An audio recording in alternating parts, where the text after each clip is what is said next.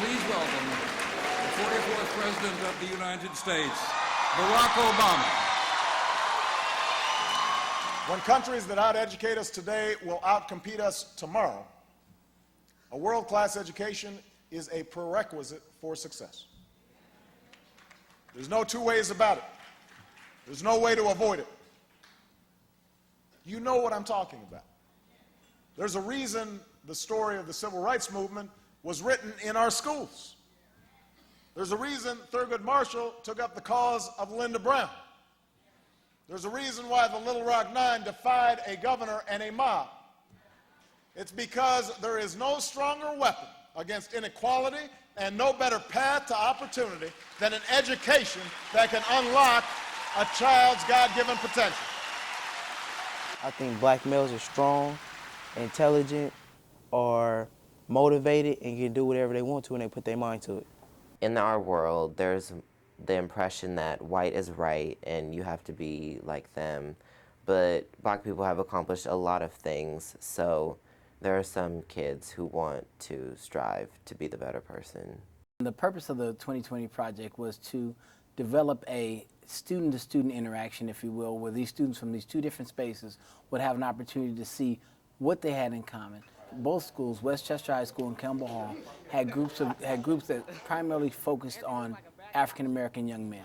How can we allow these young men to see or to demystify stereotypes and demystify misconceptions and break down some of the barriers that exist within our cultural group, to discover the uniqueness of their experiences in the public or the private school sector, and how they could assist us as educators so that we would know how to assist boys in the future.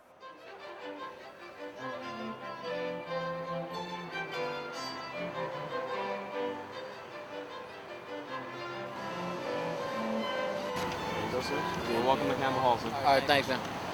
Good to see you, man. Good to see you, too. Good to see you. Good to see you. What's up? Hey, Daddy, what Hey, Blair, where's my hug? How you doing? You're the huggy guy. Thank you. So glad to see you again. You make me feel special. You make me feel special. I don't need to make you feel special. You are special.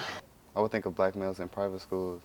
I think they would be more determined in school, more motivated.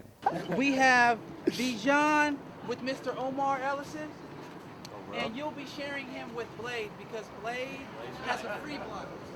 Unless you want him the whole time, it doesn't matter to me. I want him the whole time. It's kind of weird being one of the few African Americans around campus, because I feel like if I'm dealing with something, people can maybe not relate with me, but it's not too bad. I feel people they do well integrating me. I feel that African American youth at public schools feel that it's maybe easier to hang out around African Americans, because a lot of schools around here, from my experience in public school, tends to feel that, you're often the minority, you're often the one who's not noticed as much, and so it just is easier to identify with those who have the same race as you or same ethnicity.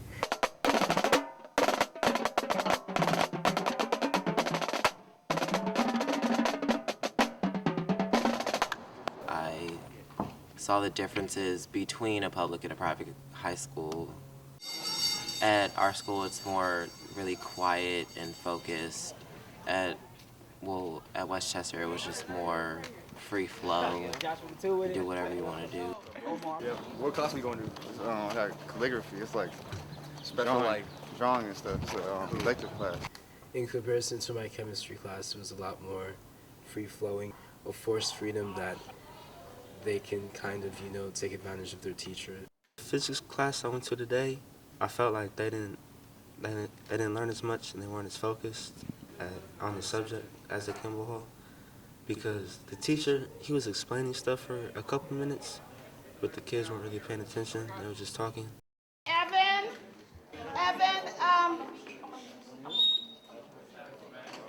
excuse me, the teacher is reading.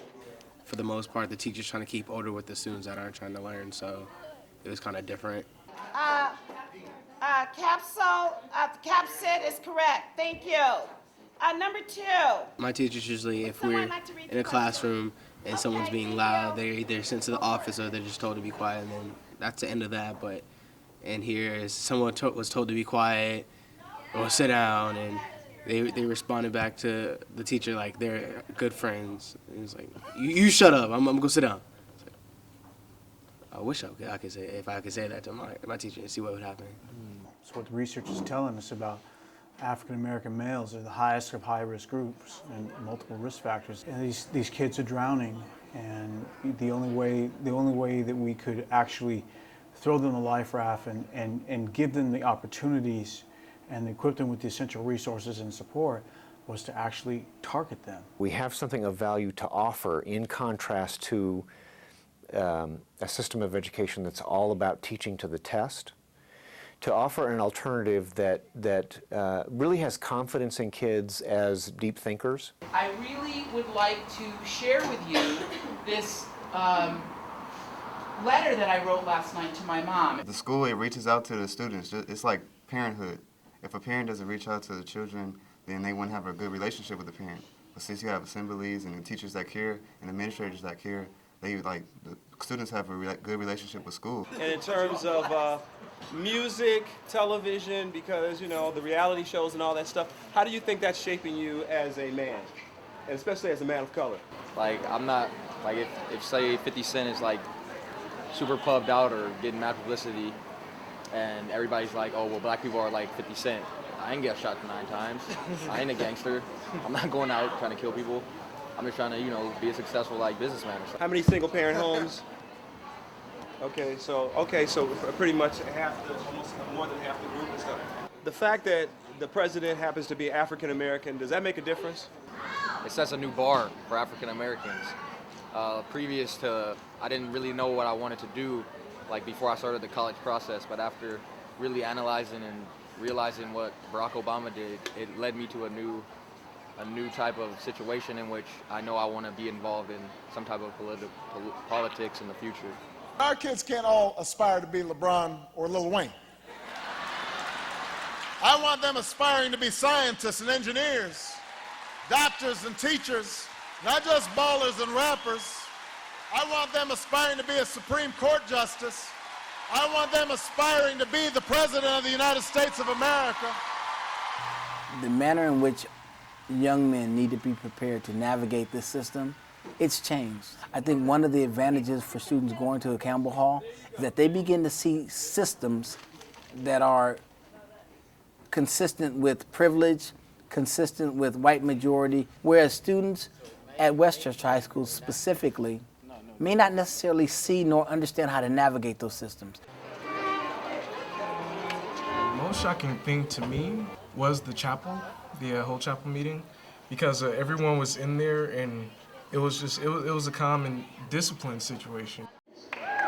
Joey Glenn, Jeremy Gold. Something I noticed about the demographic of the 10 and then the 20% of the students that won the award that came up was that there are no minorities or people of color. The vast majority of the population at this school is white. So it wasn't a shock that most of them got the award. Now, if we were back in Westchester and that same award was to happen and it was like no black people up there, then I'd be thinking like, man, we really messing up. I left the non-reality of Campbell Hall and stepped back into the real world here at Westchester, and it just kind of reopened my eyes back to how the world really is.